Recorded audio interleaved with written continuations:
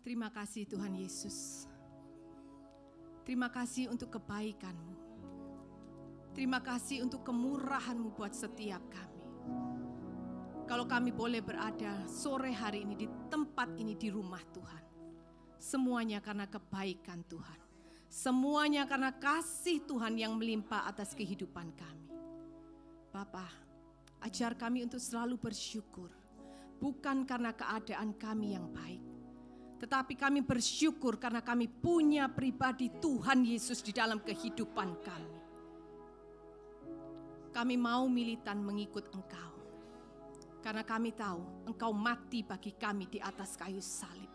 Kami tidak mau pengorbanan Yesus berlalu sia-sia dalam kehidupan kami. Terima kasih Tuhan. Kami boleh merasakan hadirat-Mu di tempat ini. Terima kasih Tuhan untuk kelayakan yang sudah Tuhan berikan buat setiap kami. Bapa, biarlah kami mau siapkan hati, pikiran, dan waktu kami. Untuk kami belajar firman-Mu. Membuat kami semakin mengenal Engkau. Membuat kami semakin mencintai Engkau dalam segala-galanya di dalam kehidupan kami. Tidak akan pernah kami tukarkan iman kami dengan apapun Yesus. Terima kasih Tuhan. Berbicaralah bagi setiap kami. Kami perlu Engkau. Kami perlu urapan-Mu. Kami perlu lawatan Tuhan. Membuat kami semakin mengerti lebih dalam lagi kebenaran firman Tuhan. Dan biarlah Roh Kudus boleh memberikan setiap kami kekuatan. Pulang dari tempat ini kami praktekkan apa yang kami terima pesan Tuhan buat kami sore hari ini. Terima kasih Bapa, terpujilah nama-Mu. Di dalam dan demi nama Tuhan Yesus. Haleluya. Amin. Shalom semuanya. Silakan duduk. Saya juga menyapa untuk jemaat Tuhan yang mengikuti live streaming pada sore hari ini. Ada sukacita di tengah-tengah kita. Amin. Terima kasih buat tim PAW untuk pujian dan penyembahannya. Ya, saya diberkati dengan pujian penyembahan di tempat ini. Amin. Saya percaya saudara juga diberkati. Amin. Nah, hari ini kita akan belajar ya. Bersama-sama kita tahu bahwa Tuhan kita itu adalah Tuhan yang ahli di dalam membuat mujizat. Amin. Tuhan yang kita sembah adalah Tuhan yang maha kuasa. Tidak ada satupun kuasa yang bisa menandingi kuasa Tuhan Yesus Kristus. Tetapi Tuhan juga mau ingatkan kita. Ketika kita menjadi orang yang percaya, kita beriman kepada Tuhan. Kita mengikut Tuhan. Bukan karena kita mengejar mujizat Tuhan. Amin. Kita mengikut Tuhan karena kita tahu di dalam Tuhan itu ada keselamatan. Kita setia mengikut Tuhan bukan karena keadaan kita yang selalu di zona nyaman. Kita mengikut Tuhan bukan karena Tuhan mencurahkan berkat jasmani yang melimpah. Kita mengikut Tuhan karena kita tahu hanya Dia satu-satunya Allah yang rela mati buat saudara dan saya. Kita setia mengikut Tuhan bukan karena berkat jasmani. Tetapi kita tahu bahwa ada pribadi Yesus dalam kehidupan kita. Dan kita mau berkata kepada Tuhan, jika ada Tuhan di dalam kehidupanku, maka yang lain boleh pergi, asal Tuhan tidak pernah meninggalkan kita. Amin. Tapi hari ini kita akan belajar tentang menerima mujizat Tuhan. Karena saya lihat banyak jemaat Tuhan. Ya, hari-hari ini bukan hari yang semakin baik, hari yang semakin sulit. Dengan adanya kemarin pandemi COVID, banyak orang yang mengalami kesulitan. Mereka berteriak kepada Tuhan, mereka minta mujizat. Tetapi ketika Tuhan belum memberikan mujizat kepada mereka, banyak orang menjadi lesu imannya. Banyak iman itu yang gugur, bahkan mereka berani berkata, "Bu, saya kecewa dengan Tuhan. Karena saya minta mujizat, tapi kenapa Tuhan tidak memberikan?" Hari ini kita akan belajar tentang mujizat Tuhan yang bisa kita terima di dalam hidup ini. Supaya apa? Supaya kita punya iman yang benar. Kalaupun kita berdoa minta mujizat kepada Tuhan, paling tidak kita sudah tahu mujizat Tuhan itu yang Tuhan akan berikan kepada kita itu seperti apa. Amin. Supaya kita tidak tawar hati ketika Tuhan belum memberikan mujizatnya dalam kehidupan kita. Yuk sama-sama kita buka dalam Hakim-Hakim 13. Hakim-Hakim 13 ayat 1 sampai 8. Hakim-Hakim pasal 13 ayat 1 sampai 8. Saya baca yang ganjil, Bapak Ibu bisa bantu saya baca yang genap. Oke, terima kasih. Lahirnya Simson. Orang Israel melakukan pula apa yang jahat di mata Tuhan. Sebab itu Tuhan menyerahkan mereka ke dalam tangan orang Filistin selama 40 tahun lamanya.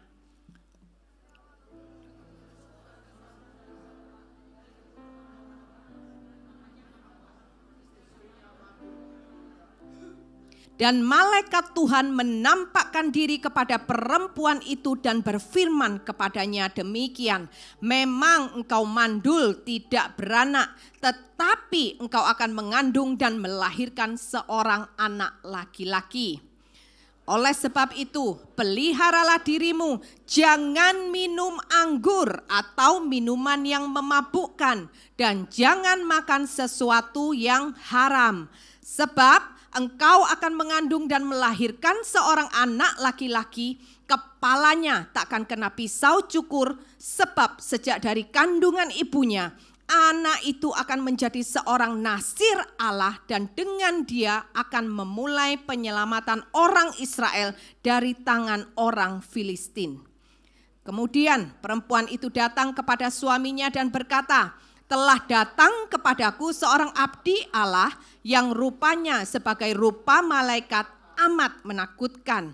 Tidak kutanyakan dari mana datangnya dan tidak juga diberitahukannya namanya kepadaku. Tetapi ia berkata kepadaku, engkau akan mengandung dan melahirkan seorang anak laki-laki. Oleh sebab itu janganlah minum anggur atau minuman yang memabukkan dan janganlah makan sesuatu yang haram. Sebab sejak dari kandungan ibunya sampai pada hari matinya, anak itu akan menjadi seorang nasir Allah.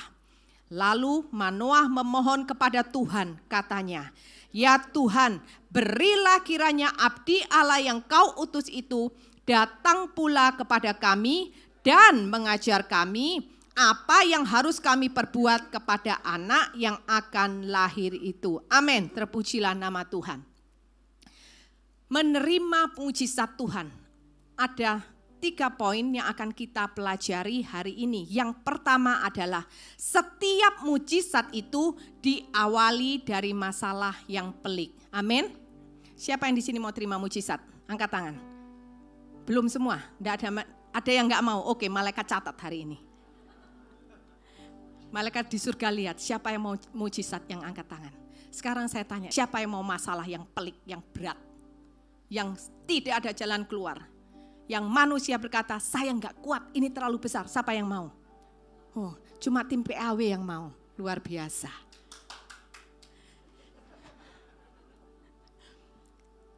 Semua orang kalau ditanya siapa mau mujizat, angkat tangan cepat. Nanti jangan sampai malaikat kelewatan untuk tidak mencatat.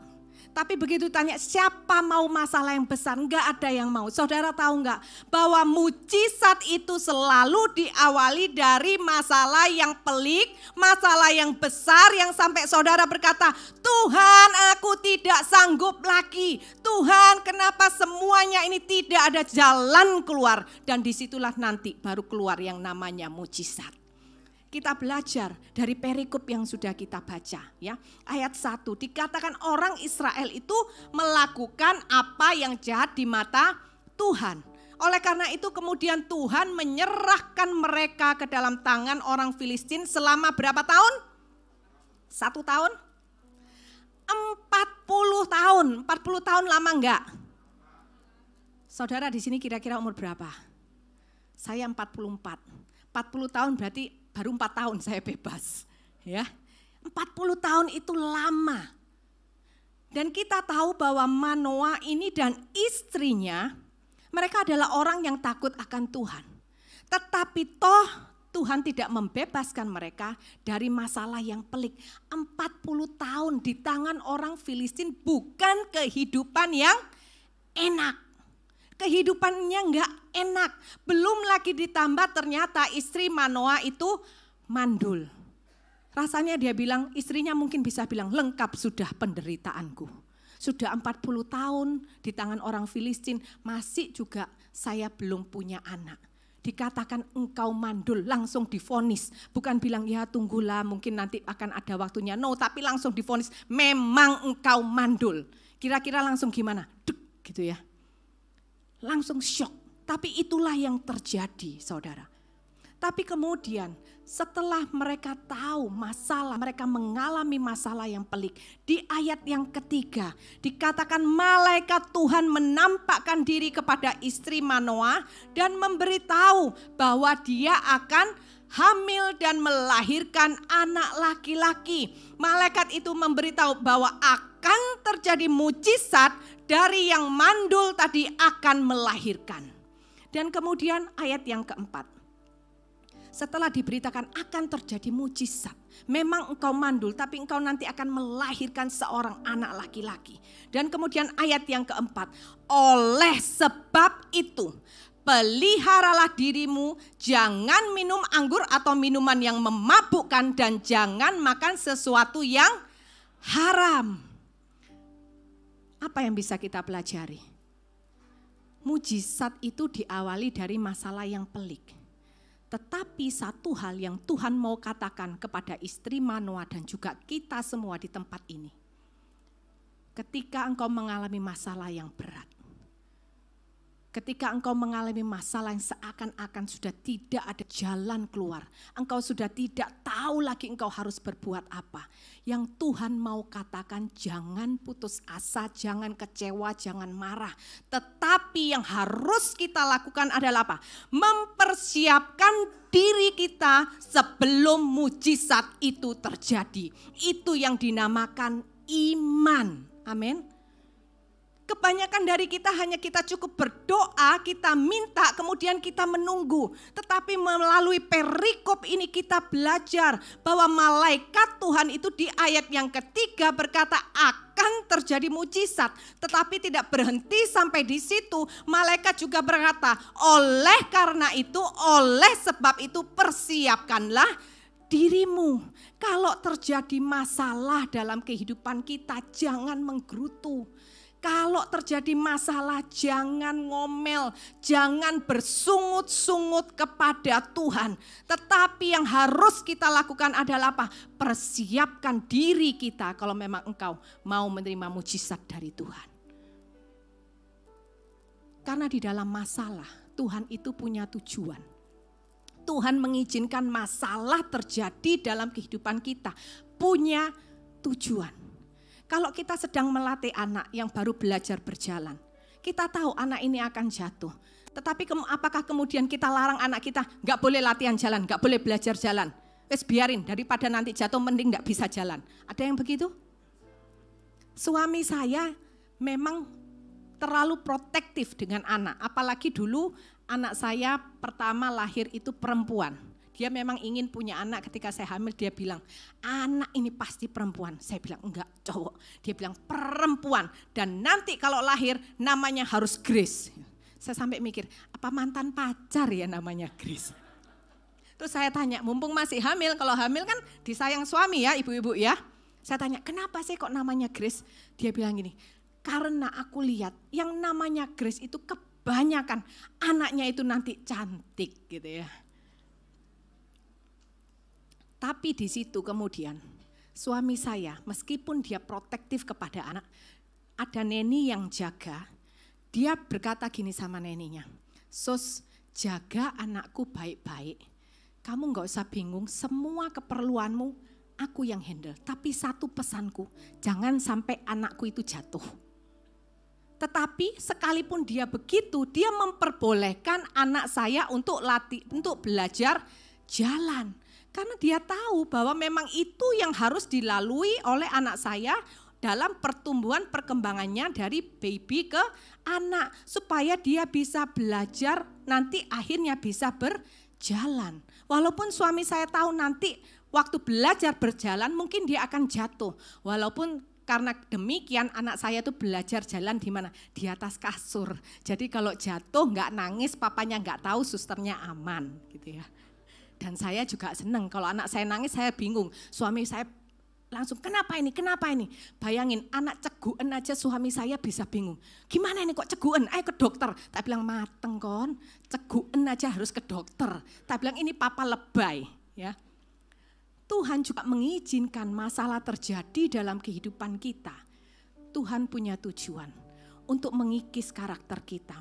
Untuk membuat pribadi kita semakin hari itu semakin berkenan di hadapan Tuhan. Menjadi pribadi yang luar biasa. Sehingga Anda dan saya itu dalam kehidupannya bisa berbuah. Amin. Ketika kita bisa berbuah, maka kehidupan kita itu memiliki makna. Kita tidak lagi hidup buat diri kita sendiri, tetapi kita hidup untuk kerajaan surga. Amin. Nah, coba kita lihat ya dalam Kisah Para Rasul 12 ayat yang kelima.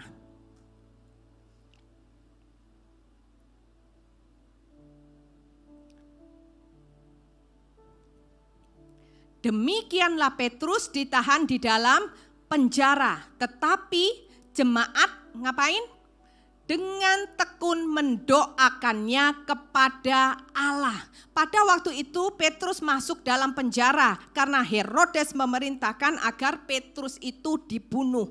Tetapi ketika jemaat itu tahu, jemaat yang mengasihi Petrus itu tahu bahwa Petrus harus ditangkap dan dimasukkan ke dalam penjara, jemaat ini tidak protes, tidak marah kepada Tuhan. Mereka tidak berkata, Tuhan mengapa engkau tidak adil? Bukankah Petrus ini adalah pelayanmu yang setia? Bukankah Petrus ini adalah orang yang menginjil, memberitakan keselamatan? Bukankah dia orang yang bekerja untuk kerajaan surga? Tetapi mengapa Tuhan engkau membiarkan ketidakadilan terjadi dalam hidupnya? Tidak sepatah kata pun mereka berani protes kepada Tuhan. Yang mereka justru lakukan adalah apa? Mereka jemaat-jemaat ini bergandengan tangan. Mereka bersama-sama bertekun berdoa. Bukan hanya berdoa, tetapi dikatakan tekun dalam berdoa. Artinya apa? Mereka tidak berhenti untuk berdoa. Berdoa itu adalah mempersiapkan diri untuk bisa menerima mujizat daripada Tuhan. Amin. Mengapa jemaat ini memilih untuk berdoa? Karena mereka benar-benar percaya bahwa kasih Tuhan itu tetap ada sekalipun mereka mengalami masalah. Di dalam kasih Tuhan itu ada rasa percaya. Selain karena mereka mengerti Tuhan mengasihi mereka, mereka pun juga mempunyai rasa kasih kepada Tuhan. Dan di dalam kasih itu ada rasa percaya. Di dalam kasih itu ada rasa aman. Oleh karena itu ayo hari ini, bagaimana kasih kita kepada Tuhan? Jangan cuma datang tiap minggu ke gereja memuji, menyembah, dengar firman, dan kita berkata, sudah selesai tugasku hari Minggu. Dalam satu minggu, satu kali yang penting sudah selesai ibadah, sudah selesai.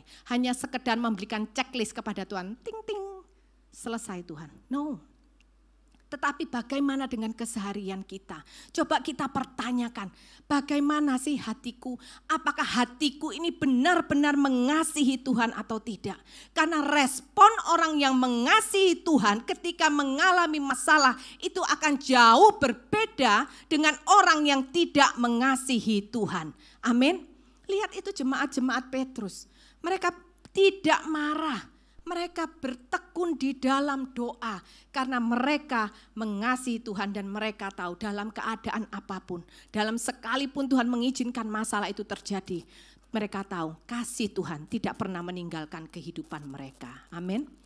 Kisah Para Rasul 16, 12. Sebentar.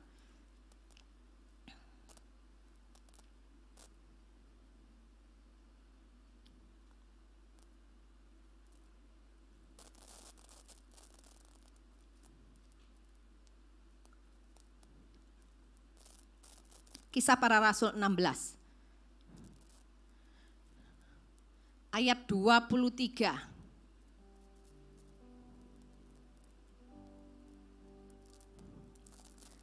Setelah mereka berkali-kali didera, kemudian mereka dilemparkan ke dalam penjara. Mereka dimasukkan ke ruang penjara yang paling tengah dan membelenggu kaki mereka dalam pasungan yang kuat. Tetapi Paulus dan Silas apa? Berdoa dan menyanyikan puji-pujian kepada Allah.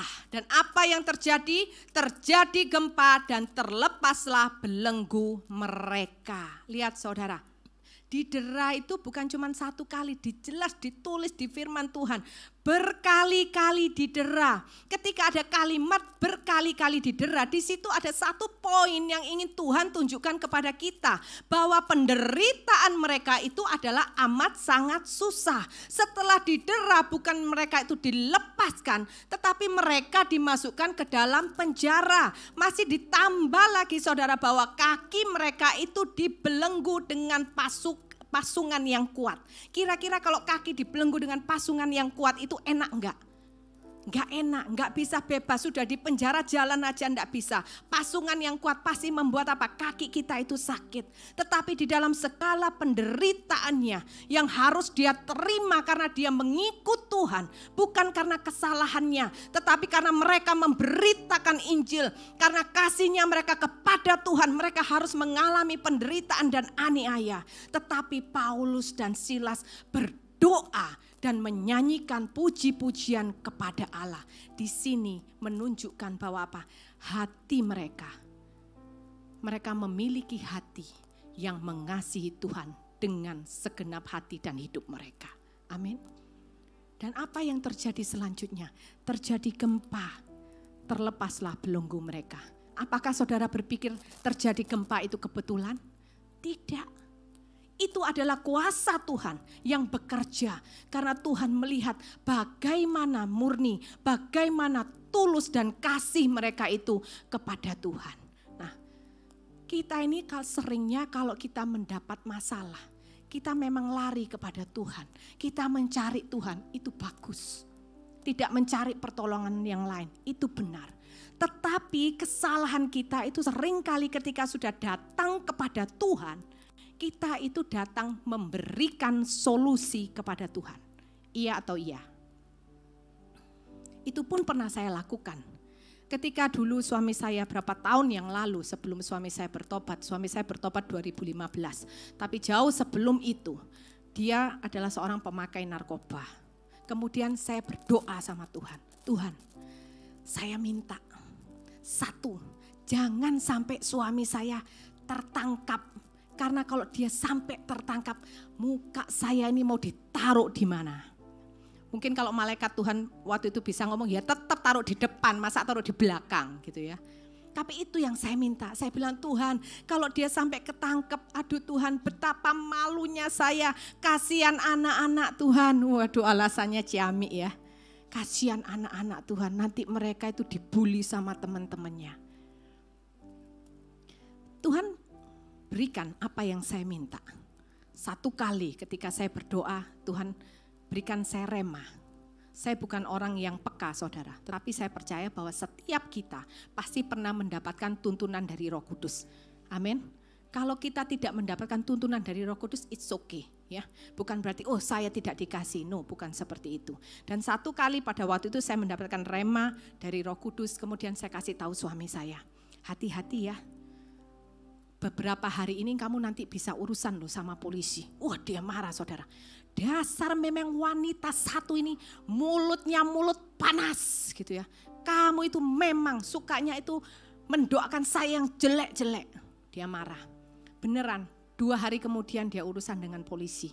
Tapi masih bisa lolos. Berapa bulan lagi ketika saya berdoa sore hari dan suami saya mau pergi. Sudah dia mau pergi, kemudian saya kejar dia, saya bilang ini, sebentar.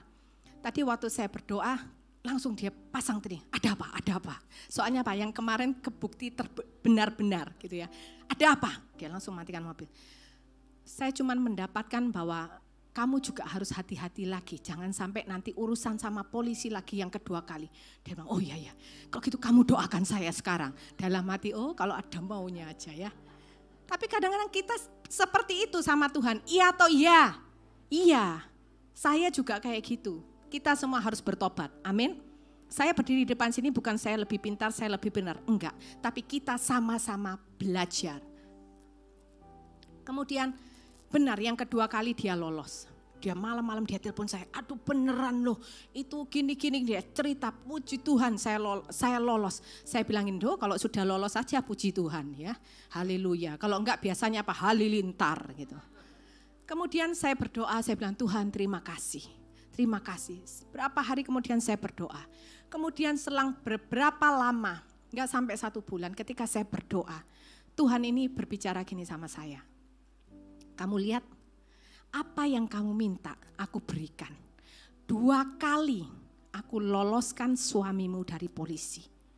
Tapi coba engkau lihat, apakah itu membuat suamimu bertobat ataukah dia semakin menjadi-jadi. Di situ saya baru nangis. Saya bilang, iya Tuhan, saya berdosa, saya salah. Saya datang kepada Tuhan, minta pertolongan dari Tuhan. Tapi saya memberikan solusi itu kepada Tuhan. Memang Tuhan kabulkan, supaya apa? Supaya saya juga belajar. Kalau datang kepada Tuhan, minta pertolongan, minta aja. Enggak usah ngajarin Tuhan, enggak usah sok pinter sama Tuhan. Amin. Tuhan itu jauh lebih jenius daripada kita. Enggak perlu datang kepada Tuhan dengan memberikan solusinya kepada Tuhan.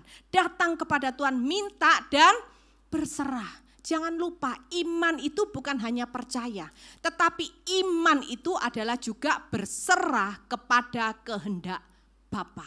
Oleh karena itu ketika Tuhan Yesus berdoa, dia berkata apa? Kalau bisa cawan ini lalu daripadaku, tetapi kehendakmu lah yang terjadi. Iman itu percaya, tapi juga jangan lupa kita harus berserah. Amin. Dalam Matius 14 ayat 15. Matius 14:15. Menjelang malam murid-muridnya datang kepadanya dan berkata, tempat ini sunyi dan hari ini sudah mulai malam. Suruhlah orang banyak itu pergi supaya mereka dapat membeli makan di desa-desa. Itu yang dikatakan murid-murid kepada Tuhan Yesus. Murid-muridnya datang kepada Tuhan dengan memberikan solusi. Mereka berkata apa? Suruhlah orang banyak itu pergi. Tetapi Yesus membantah mereka. Tuhan berkata, tidak perlu mereka pergi. Kamu harus memberi mereka makan. Dari sini kita belajar, datang kepada Tuhan itu dengan sikap yang hormat. Datang kepada Tuhan itu dengan sikap kita tahu siapa kita dan kita tahu siapa Dia. Kalau Dia adalah Tuhan yang besar. Kalau kita sama pejabat aja berani enggak kita main perintah-perintah? Tadi di depan aja saya kira itu yang peduli lindungi itu polisi gitu ya. Waktu kan mau masuk kan disuruh, Bu scan gitu ya. Ada orang yang langsung jalan, gak usah dia jalan. Saya gak berani, saya kira gini, ini polisi, ini mau pelayanan. Nanti kalau urusan gimana gak jadi pelayanan, dimarahi Pak Bambang saya gitu ya. Saya bilang iya Pak, saya scan. Terus saya bilang sama Bu Siska, lain kali jangan berani-berani, itu polisi saya takut loh. Ya ampun Cece, itu bukan polisi, itu satpam gitu ya. Tetapi yang saya belajar bahwa apa, dalam setiap apapun kita harus jadi berkat, enggak boleh jadi batu sandungan. Amin. Peraturan apa kita ikut, peraturan dibuat untuk kebaikan kita. Amin. Ini bukan pesan sponsor, itu hanya pengalaman saya di depan. Kalau sama orang aja kita punya rasa takut, kenapa sama Tuhan kita itu berani perintah-perintah Tuhan? Kadang-kadang karena kita mengerti bahwa kasih Tuhan itu besar, kasih karunia Tuhan itu besar, luar biasa. Kemurahan Tuhan itu selalu dicurahkan dalam kehidupan kita. Tapi jangan membuat kita kurang ajar kepada Tuhan. Amin. Ayo hari ini, ketika menghadapi masalah, persiapkan dirimu dengan apa? Berdoa sungguh-sungguh, berdoa dan jangan datang kepada Tuhan itu dengan memberikan solusi. Yang kedua, menerima mujizat Tuhan kita harus tahu bahwa ada rencana Tuhan di dalam Mujizat, coba kita lihat kembali Hakim-Hakim yang tadi. Hakim-Hakim pasal 13 ayat yang kelima.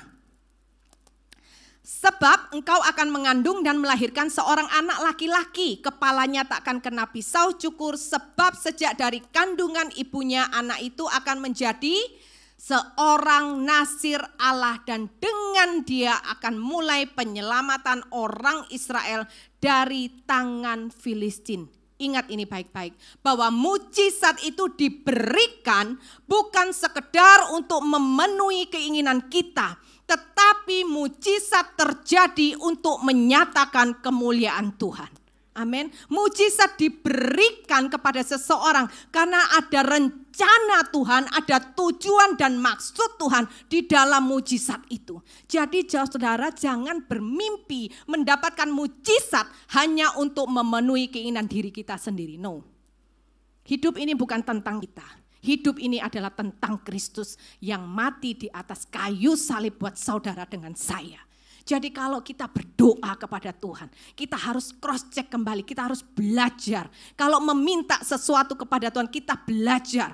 Apakah yang kita minta ini untuk memuliakan nama Tuhan? Apakah dengan permintaan kita ini hati Tuhan disenangkan? Ataukah hati Tuhan itu miris melihat kita? Karena kita menjadi anak Tuhan yang manja. Hanya bayi rohani yang selalu minta, tapi tanpa mau mengerti untuk apa kita minta. Kita hanya minta untuk kepuasan kita. Kita hanya minta untuk kebahagiaan kita. Tidak pernah sedikit pun kita memikirkan pekerjaan Tuhan di dalam mujizat yang akan Tuhan berikan. Amin. Kita belajar hari ini, ya. Mengapa Tuhan itu juga memberikan mujizat kepada Daud sewaktu Daud mengalami Goliat. Saya bacakan 1 Samuel 17 ayat 47. Dan supaya segenap jemaah ini tahu bahwa Tuhan menyelamatkan bukan dengan pedang dan bukan dengan lembing. Sebab di tangan Tuhanlah pertempuran dan ia pun menyerahkan kamu ke dalam tangan kami. Tuhan memberikan mujizatnya kepada bangsa Israel melalui Daud. Karena mujizat itu akan menggenapi rencana Tuhan. Tuhan memberikan mujizatnya kepada Daud supaya seluruh orang Israel itu melihat bahwa Tuhan yang disembah Daud adalah Tuhan yang benar. Karena pada waktu itu bangsa Israel banyak sekali mereka menyembah berhala. Supaya mereka melihat bahwa Tuhan yang benar itu sanggup untuk melakukan mujizat yang dimana dewa-dewa lain tidak sanggup untuk melakukannya. Amin, Bapak Ibu Saudara sekalian. Jadi di dalam mujizat Tuhan itu selalu ada rencana Tuhan. Dikatakan supaya mereka tahu bahwa Tuhan yang disembah oleh Daud untuk mengalahkan Goliat gak perlu pakai senjata peperangan apapun. Karena apa? Yang mematikan Goliat, yang mengalahkan Goliat itu adalah kuasa Tuhan yang dahsyat. Amin. Bapak Ibu Saudara sekalian, ya. Mujizat itu juga apa? Terjadi sesuai dengan waktu Tuhan yang terbaik. Mengapa Tuhan itu tidak langsung memberikan mujizat? Yang pertama, supaya kita belajar menghadapi rasa takut, bukan untuk menghindar. Amin. Contohnya siapa? Daud, ya. 1 Samuel 17 ayat 32, ya. Waktu itu Daud berkata kepada Saul, janganlah tawar hati karena Goliat. Ya, kenapa kok Daud ini bisa berkata seperti itu kepada Saul? Gak usah takut, gak usah tawar hati karena cuman Goliat. Karena Daud ini dia adalah orang yang penuh dengan Roh Kudus. Ya, dalam 1 Samuel 16:13 itu dikatakan bahwa sejak hari itu berkuasalah Roh Tuhan atas Daud. Di sini kita belajar bahwa orang yang memiliki hubungan yang dekat dengan Tuhan, maka dia akan merespon masalah itu dengan benar.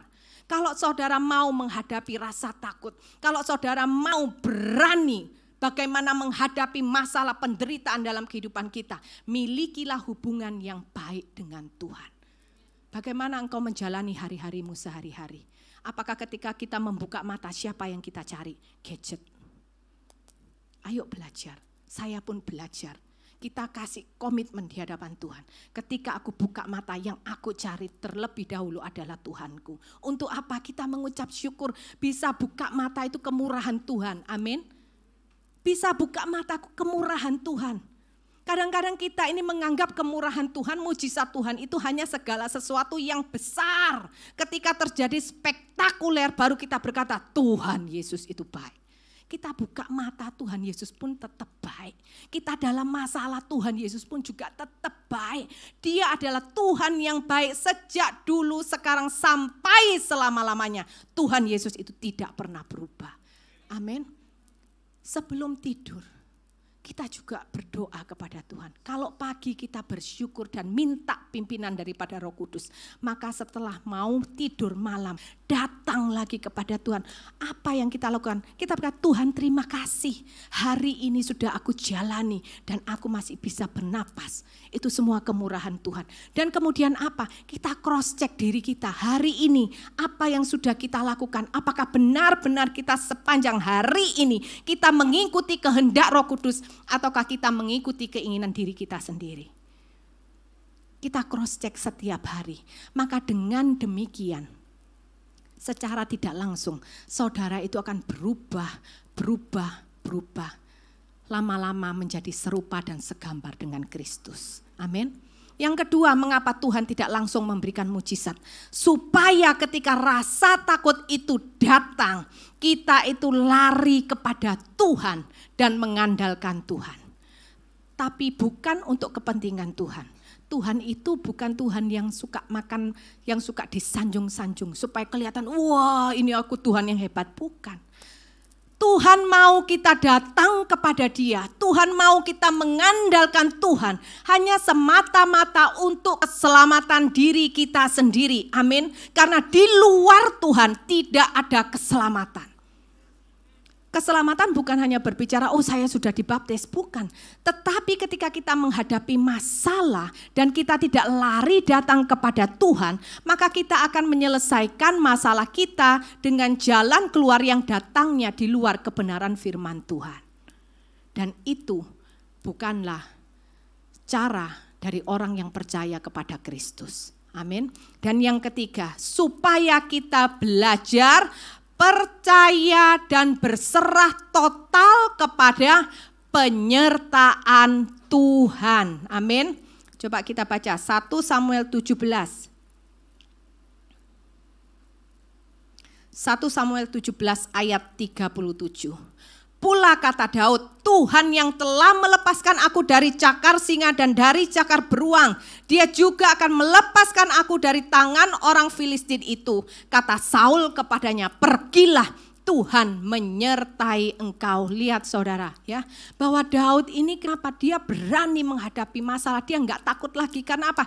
Dia percaya berserah total kepada penyertaan Tuhan. Dia berkata kalau dulu waktu melawan singa, melawan beruang, Tuhan menyertai, maka Tuhan yang sama juga akan menyertai aku waktu aku melawan Goliat. Dia enggak peduli mau masalah besar, mau masalah kecil, yang dia tahu bahwa Tuhan yang dia sembah akan selalu berada untuk menyertai orang-orang yang dikasihinya dan mengasihi dia. Amin. Yang ketiga, bahwa kerjakan tujuan Tuhan di dalam mujizat yang kita terima. Tadi poin yang kedua bahwa ada rencana di dalam mujizat. Amin. Nah sekarang poin yang ketiga, kita kerjakan tujuan dan rencana Tuhan di dalam mujizat yang kita terima. Sama seperti yang dilakukan oleh Manoah dan istrinya. Ya. Hakim-Hakim 13 ayat yang ke-8. Lalu Manoah, ayat yang ke-8, berarti tadi ayat yang ketiga kan diberitahu kalau mau diberikan mujizat akan melahirkan anak laki-laki. Nah kemudian ayat 8, lalu Manoah memohon kepada Tuhan katanya, ya Tuhan berilah kiranya abdi Allah yang kau utus itu datang pula kepada kami dan mengajar kami apa yang harus kami perbuat kepada anak yang akan lahir itu. Kemudian Ayat yang ke-12, lalu kata Manoah, dan apabila terjadi yang kau katakan itu, maksudnya ketika anak itu nanti lahir, dia bertanya, bagaimanakah nanti cara hidup anak itu dan tingkah lakunya. Ya. Kemudian ayat 13 sampai 14 dan seterusnya itu malaikat menjawab, bagaimana bahwa Manoah dan istrinya ini harus mengajar Simson yang akan lahir itu. Orang tua Simson ini memohon kepada Tuhan bagaimana mereka harus mendidik Simson agar tujuan Tuhan itu tercapai melalui kehidupan Simson. Amin. Karena Tuhan berkata, nanti Simson anak yang lahir ini akan menjadi nasir Allah. Melalui Simson ini nanti akan ada pembebasan atas bangsa Israel dari orang Filistin. Dan mereka menangkap itu, mereka tahu bahwa mujizat yang diberikan Tuhan buat mereka bukan untuk hanya kebahagiaan mereka, tetapi ada tujuan Tuhan di dalam mujizat itu. Dan itu yang mereka kejar.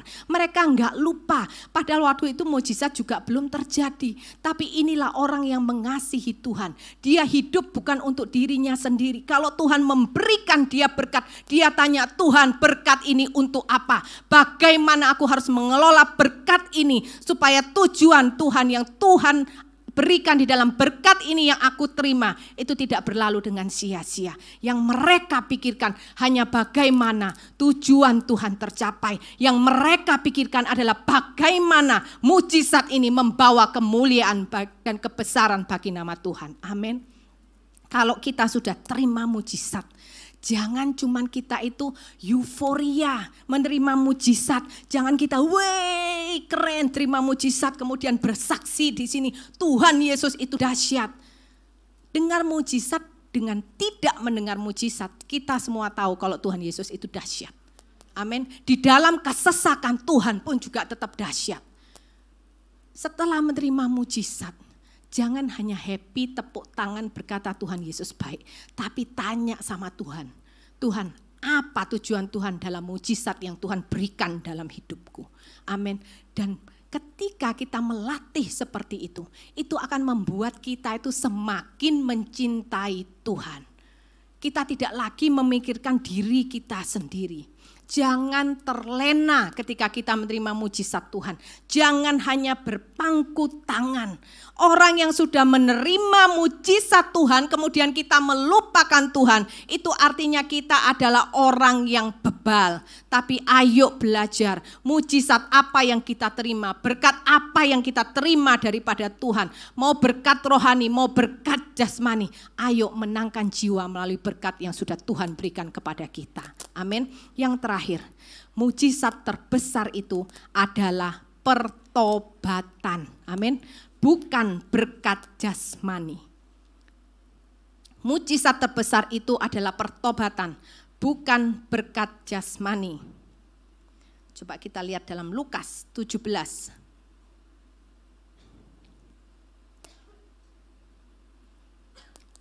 Lukas 17 ayat yang 19. Kita tahu ya di sini tentang kisahnya apa? Ke-10 orang kusta. Ada 10 orang kusta, 10-10-nya disembuhkan oleh Tuhan. Tuhan memberikan mujizat kepada 10 orang yang sakit kusta, tetapi hanya 1 orang yang kembali kepada Tuhan. Kemudian kita lihat Lukas 17 ayat 19. Lalu ia berkata kepada orang itu, apa? Berdirilah dan pergilah, apa? Imanmu telah menyelamatkan engkau. Tuhan tidak hanya berkata imanmu menyembuhkan engkau, tetapi Tuhan berkata apa? Imanmu menyelamatkan engkau. Mujizat terbesar di dalam hidup ini bukanlah mujizat berkat rohani yang bisa Tuhan berikan, tetapi mujizat terbesar itu adalah pertobatan. Dan itu yang Tuhan inginkan buat setiap kita di tempat ini. Amin. Ayo kita kejar, bukan hanya minta mujizat berkat jasmani, Tuhan sanggup memberikan, tetapi biarlah itu semua menjadi kehendak Tuhan. Kalau Tuhan mau berikan berkat jasmani, puji Tuhan. Kalaupun Tuhan tidak memberikannya kepada kita, maka kita akan berkata, saya akan tetap berkata, tetap puji Tuhan. Karena bagiku hidup adalah Kristus sampai kapanpun. Semua boleh diambil, semua boleh pergi meninggalkan aku. Asal ada Tuhan Yesus di dalam hidupku, maka aku punya segalanya dalam hidup ini. Amin. Saya akan tutup dengan kesaksian saya.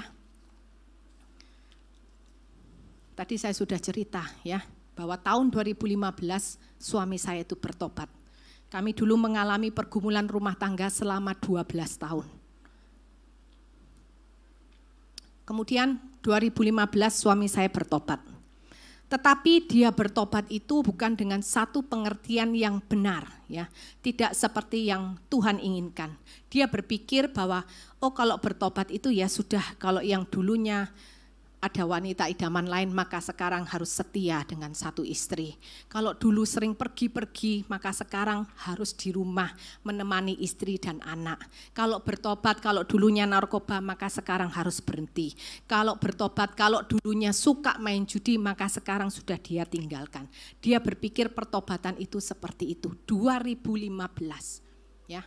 Tapi kemudian ketika kami sedang melakukan mesbah keluarga, ya saya dengan anak-anak, dengan suami, mesbah keluarga. Setelah mesbah keluarga biasa saya memberikan renungan singkat buat anak-anak.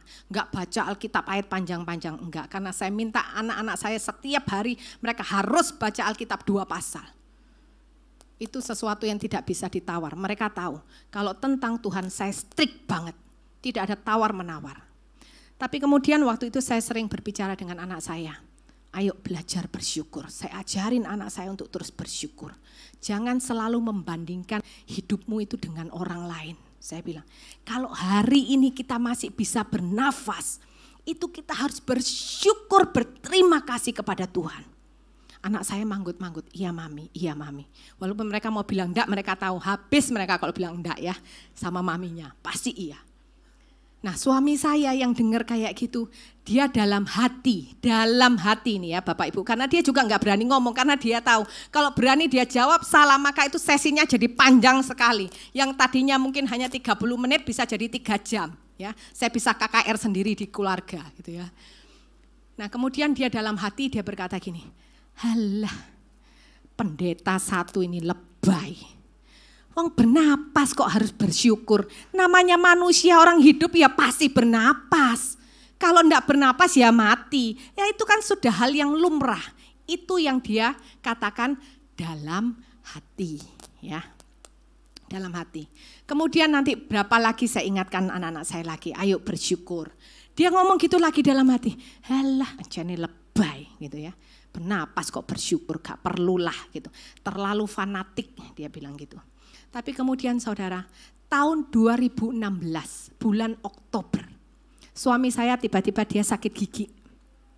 Dia sakit gigi, kemudian setelah 2 hari kemudian, waktu itu hari Selasa, sebenarnya saya mau ke ibadah bersama dengan suami. Ya karena dia sudah bertobat dari 2015, dia dengan saya sudah mau ke gereja. Kalau dulu sebelum bertobat itu enggak mau ke gereja. Mau berangkat ke gereja, saya lihat dia habis dia mandi, saya bilang ini, loh kok lehermu besar banget ya, ini sudah bengkak, terus leher ini kan kalau dari sini ini apa ya namanya dagu ya, dari dagu ini kan ada cekungan gini kan, dia enggak ada, lurus dari dagu ke turun ke bawah. Saya bilang gini, kok lehermu kayak Gus Angsa ya gitu, yang di Donald Bebek. Karena suami saya itu walaupun sudah umur begitu, suka baca Donald Bebek loh Bapak Ibu Saudara sekalian. Sampai anak-anak itu ketawa, anak-anak bilang saya gini, mama yang jadi papa siapa, yang jadi anaknya siapa gitu ya. Nah terus dia bilang, iya enggak enak. Saya bilang, ya udah ayo kita ke dokter. Kita ke dokter, kemudian sampai di dokter itu berkata gini, Bu, Bapak harus masuk rumah sakit. Gantian saya yang bilang dalam hati, dokter satu ini lebay, lah sakit gigi kok masuk rumah sakit, pasti mau cari uang. Dalam hati, nggak berani ngomong langsung sama dokternya. Terus Bapak sudah dipanggil susternya, suster bawa Bapak ini ke ruangan sebelah, Bapak nggak boleh duduk ya, Bapak harus tiduran, nggak boleh duduk, Bapak itu bahaya. Suami saya dalam keadaan bingung, dia ikut aja ke ruang sebelah. Setelah suami saya pergi, dokter itu langsung marah sama saya. Ibu ini ya, kenapa ibu menolak untuk Bapak masuk rumah sakit? Saya bilang ini, loh iya dok, Masa sakit gigi harus masuk rumah sakit, Dok? Kalau sakit gigi diobatin aja, nanti sembuh dicabut giginya, selesai. Terus dokter bilang, Ibu, sakit Bapak ini bukan hanya sekedar sakit gigi. Ibu tahu enggak, dengan sakit Bapak ini, kemungkinan Ibu menjadi janda itu 50-50. Saya bingung, ini kok kayak acara yang di TV, apa Phone a Friend, 50-50 gitu ya. Saya bingung, dalam sekejap semuanya saya blank. Dokter bilang, kenapa Dok? Saya masih kurang yakin. Dokter bilang, Bu, sakit Bapak ini mengancam jiwanya. Baru saya ngeh. Oh gitu ya Dok, oke Dok, kalau gitu masuk rumah sakit. Dokternya langsung telepon perawat, dokternya enggak pakai babi bu bebo. Saya mau ke admin, dokter bilang enggak usah pakai admin Bu, nanti aja diurus. Pokoknya Bapak segera dibawa masuk ke lantai atas, masuk kamar dan langsung harus disuntik antibiotik waktu itu. Dokter memberikan perintah, saya enggak mau tahu dalam 1 jam Bapak ini sudah harus disuntik antibiotik gitu ya.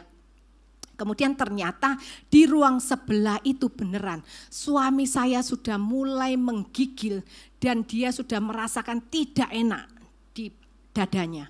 Ketika sudah masuk kamar itu waktu itu jam 12, jam 1 sebelum jam 1 dia sudah disuntik antibiotik.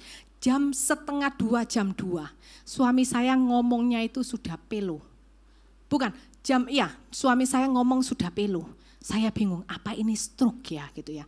Tapi masih oke, cuman ngomongnya aja sudah pelo ya. Kemudian jam 4:30 sore suami saya sudah enggak bisa minum. Suami saya enggak bisa minum. Dan kemudian dengan segera waktu itu dokter bilang, Ibu saya akan operasi Bapak, kalau bisa memungkinkan malam ini saya akan langsung operasi. Tetapi saya harus lihat kondisi Bapak. Kalau tidak memungkinkan maka besok pagi jam 6:30. Saya bilang apa aja Dok, saya terserah. Terus terang saya ini orangnya enggak ngerti tentang kesehatan. Saya baca hasil lab saya itu enggak ngerti ini maksudnya apa. Pokoknya saya lihat ada merah berarti jelek, kalau hitam berarti oke gitu ya. Nah kemudian jam 4:30 dia sudah enggak bisa minum. Kemudian dari malam jam 11 malam menunggu sampai 6:30 pagi. Itu suami saya itu sesak napas. Padahal sudah pakai oksigen. Dia masih teriak, dia maksudnya sesak napas. Saya namanya orang enggak pernah, suami saya tuh enggak pernah sakit loh, enggak pernah masuk rumah sakit. Paling batuk, pilek itu pun paling berapa tahun itu 1 kali. Orangnya tuh sehat banget ya. Jadi ketika dia sakit saya bingung, sampai dia pakai oksigen. Jadi kalau dia sesak, suster kan sudah suruh saya pencet tombol. Karena saking groginya, saya enggak pencet tombol, saya buka pintu, saya teriak-teriak, "Suster!" gitu ya, saya teriak, "Sus!" gitu ya. Padahal suster itu hanya berapa langkah dari kamar suami saya. Karena sudah bingung, saya heran, sudah pakai oksigen kok masih sesak napas. Nah, kemudian 1:30 pagi dia sesak lagi, dokter UGD itu datang. Dia lihat, dia periksa. Kemudian dokter UGD ini panggil saya, "Bu, bisa saya bicara di luar?" Kemudian saya tanya, "Kenapa Dok?" "Saya lihat tadi lendirnya Bapak itu sudah mulai warnanya pink." "Itu artinya apa ya Dok?" Terus dokter itu ngomong sebutan medis gitu loh. Terus saya bilang, Dok maaf ya Dok, jangan marah. Saya ini juga sudah bingung, saya juga kurang tidur, ini sudah 1:30, saya enggak ngerti Dok. Bilangnya gini aja Dok, itu tambah baik apa tambah jelek gitu aja. Dokternya terus gini, "Maaf Bu, ini tambah jelek." Loh, saya lihat leher suami saya tuh sudah kempes Dok. Sudah tidak bengkak seperti kemarin, seperti tadi siang. Saya bilang, berarti kan sudah oke. Dia bilang, justru itu salah. Berarti nanahnya itu sudah masuk turun dan kita harus jaga. Nanah itu tidak boleh turun sampai paru-paru. Kalau turun sampai paru-paru, maka Bapak akan lewat. Saya cuma bisa menangis di luar. Kemudian waktu itu juga anak-anak saya juga ada datang ya. Mereka datang, mereka hanya tanya gini, "Mami, Daddy gimana?" Saya bilang, "Berdoa aja buat Papa." Cuman saya bilang, "Gak boleh nangis ya depan Papa." Dia bilang, "Iya." Jadi anak saya itu cuman lihat gini, buka pintu, "Halo Pak, Jesus bless you." Mereka tutup pintu. Papanya bingung, lah anaknya kok gak perhatian? Bukan gak perhatian, karena mamanya sudah pesan, gak boleh nangis depan Papa. Jadi mereka gak berani ngomong banyak-banyak. Singkat cerita besok paginya sudah dioperasi, dan ketika dioperasi dokter itu bilang gini, "Ibu, berdoa banyak. Tuhan berikan saya dokter orang Kristen." Dia bilang gini, "Saya lihat gak mudah ini prosedurnya. Jadi ibu sekarang banyak berdoa dan kita berharap sama Tuhan. Saya bilang, oke dok. Dokter masuk di ruangan, tidak berapa lama, tidak sampai 1 jam, dokter keluar lagi, saya dipanggil. Saya tahu ada sesuatu yang terjadi. Terus dokter bilang gini, Bu, saya mencoba untuk memasukkan alat respirator itu ke Bapak berapa kali, tidak bisa. Karena itu sudah terlalu parah, dia bilang. Jadi sekarang tolong ibu doakan saya. Saya doakan itu dokter dan kemudian dokter bilang, ibu berdoa, saya coba lagi. Dokter coba lagi, enggak bisa. Tapi puji Tuhan, yang keempat kalinya dokter berkata apa? Saya juga enggak tahu Bu, itu caranya gimana. Tiba-tiba saya lihat, pluk, loh sudah masuk. Dan saya percaya itu adalah mujizat Tuhan. Dokter berkata seperti itu. Dan kemudian setelah suami saya keluar dari ruangan operasi, oke. Dokter berkata, Bu, berhasil operasinya. Saya senang sekali. Tapi kemudian besok paginya suami saya itu ngedrop lagi. Saya tanya, dok kenapa kok ngedrop lagi? Diperiksa ulang MRI semuanya, dokter tidak menemukan apa-apa. Tapi dokter berkata, Bu, ini Bapak kondisinya semakin lama semakin menurun, semakin lama semakin menurun. Semua teman-teman saya yang menjenguk semua sudah menangis. Hanya saya sendiri yang saya tidak menangis. Kemudian saya berkata begini sama Tuhan, Tuhan, suami saya baru bertobat, saya nunggu itu 12 tahun loh Tuhan. Saya dan anak-anak saya baru saja mengecap kebahagiaan. Kenapa sekarang Tuhan itu masa Tuhan mau ambil suami saya? Itu yang saya katakan. Saya marah kepada Tuhan. Ketika anak-anak tanya, Mami, how is Daddy? Saya bilang, enggak tahu. Tapi kemudian saya berdoa. Saya sadar bahwa saya telah melakukan kesalahan di hadapan Tuhan. Saya menangis, saya berdoa kepada Tuhan. Saya bilang, Tuhan ampuni saya.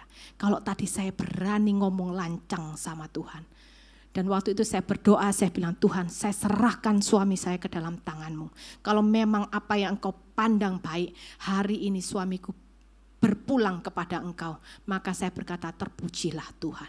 Dan kemudian saya panggil anak-anak tanya, Mami how is Daddy? Dan saya bilang, Mami enggak tahu apa yang terjadi sama Papa. Tapi satu hal yang Mami mau katakan dan kalian harus ingat. Walaupun yang terjadi sama Papa tidak seperti yang kita inginkan. Kita tetap berkata bahwa Tuhan Yesus itu baik. Mereka semua menangis. Saya pun juga menangis. Dan ketika teman-teman saya melihat, ketika saya menangis mereka tahu. Karena mereka tahu saya tuh orangnya kuat. Gak gampang menangis ya. Tapi kalau sekarang lihat orang menangis, saya juga ikut menangis, saya juga heran, tidak tahu kenapa. Tapi saya itu orang yang tahan banting.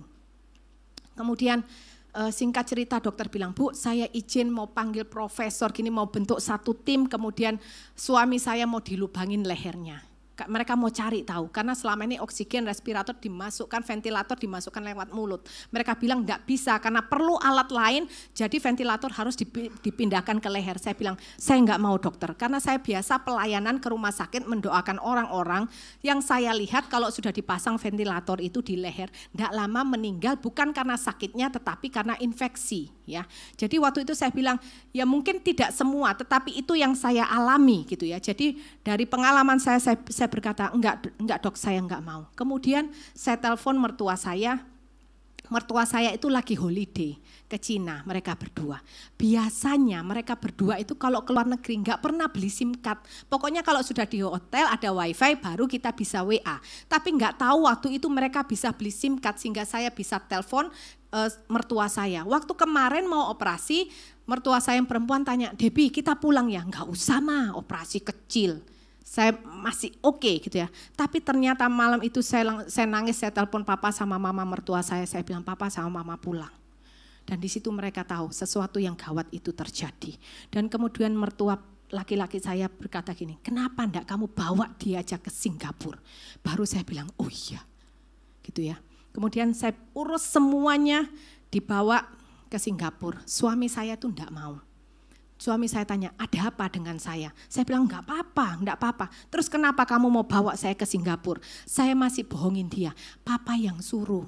Kalau papa nanti saya enggak ikut, nanti papa marah loh, dikira saya pelit sama kamu. Sudah ikut aja, saya enggak mau kasih tahu dia, tapi dia tahu sesuatu itu something wrong sama dia gitu ya. Dan kemudian dibawa ke Singapura, sampai Singapura suami saya tuh ternyata dia berdoa. Dia berkata gini, Tuhan kalau orang lain engkau kasih mujizat, tolonglah Tuhan bulan kali ini juga Tuhan berikan mujizat supaya aku tidak usah diterbangkan lagi ke Singapura, supaya aku tidak perlu operasi lagi. Tetapi apa yang dia minta itu berbeda dengan kehendak Tuhan. Besoknya kami berangkat ke Singapura, kita sewa private jet ya, karena memang suami saya sudah tidak bisa duduk dengan peralatan lengkap semua. Kita sampai tiba di Singapura dia harus operasi ulang semuanya.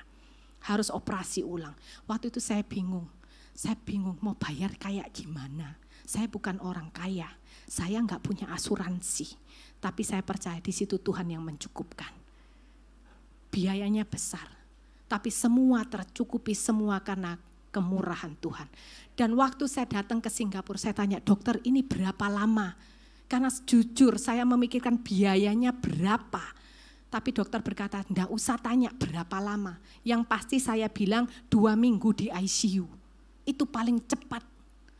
Jadi saya sudah enggak tahu, saya hanya berserah kepada Tuhan. Tapi yang luar biasa terjadi adalah apa? Suami saya sembuh dalam 11 hari. Kita bisa pulang lagi ke Indonesia. Itulah yang mujizat Tuhan kerjakan dalam kehidupan suami saya. Dan tahu kenapa saudara? Setelah dia sembuh, kemudian baru dia panggil saya, dia bilang gini, sekarang aku tahu kalau kamu bilang kita harus bersyukur kalau kita bisa bernafas, aku tidak akan pernah lagi mencela. Saya masih bingung. Kemudian dia menjelaskan. Dan itulah saya melihat bahwa mujizat Tuhan berikan kepada kita sesuai dengan tujuan dan rencana Tuhan. Amin.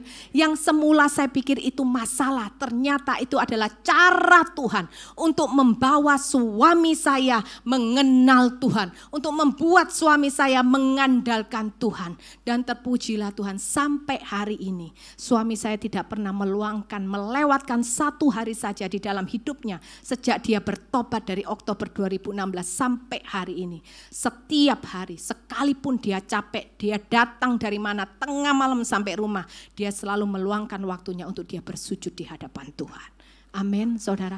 Itu yang saya bilang, ayo kejar tujuan Tuhan dalam mujizat. Kalau mujizat Tuhan sudah kita terima, jangan kita ini hanya berdiam diri.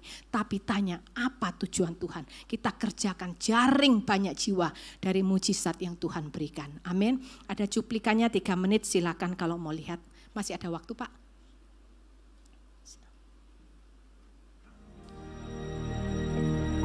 Bila kau izinkan sesuatu terjadi. Ini waktu masih di Surabaya.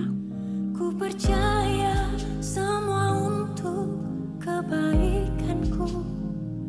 Bila nanti telah tiba waktumu, ku percaya kuasa-Mu memulihkan hidupku.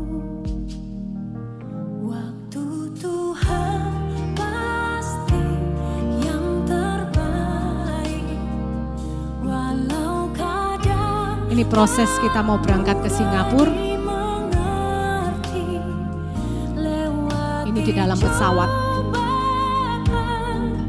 Ku tetap percaya waktu Tuhan pasti yang terbaik.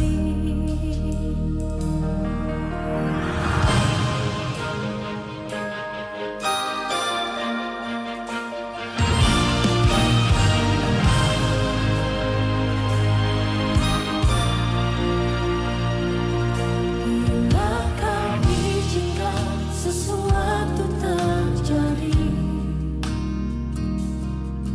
ku percaya semua untuk kebaikanku. Bila nanti telah tiba waktumu, ku percaya kuasa-Mu memulihkan hidupku. Waktu Tuhan pasti yang terbaik. Walau kadang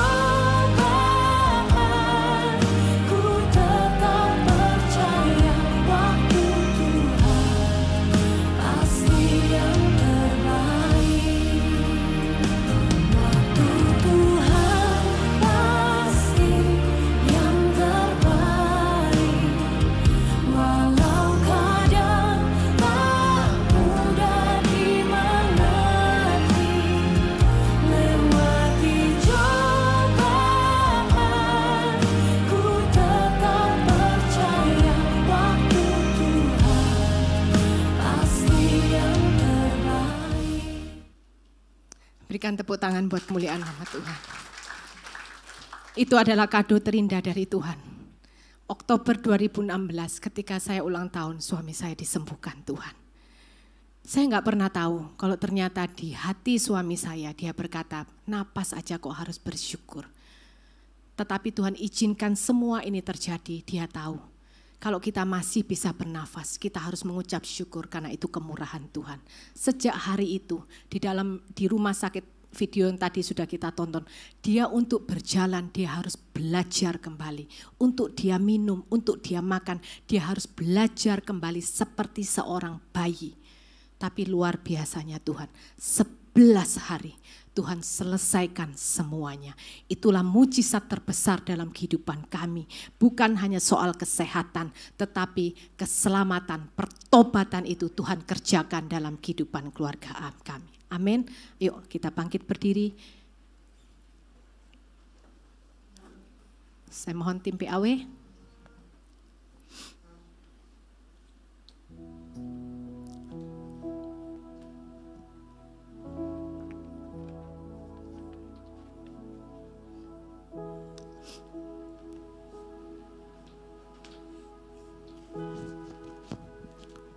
Bila kau izinkan sesuatu terjadi, ku percaya semua untuk kebaikanku. Bila nanti telah tiba waktuku, ku percaya kuasa memulihkan hidup. Tuhan pasti yang terbaik, walau kadang tak mudah dimengerti. Lewati cobaan, ku tetap percaya waktu Tuhan pasti yang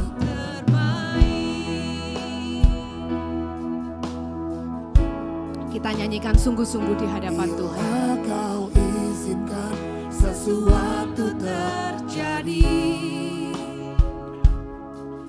ku percaya semua untuk kebaikanku. Bila nanti telah tiba waktuku, ku percaya kuasa-Mu memulihkan hidupku.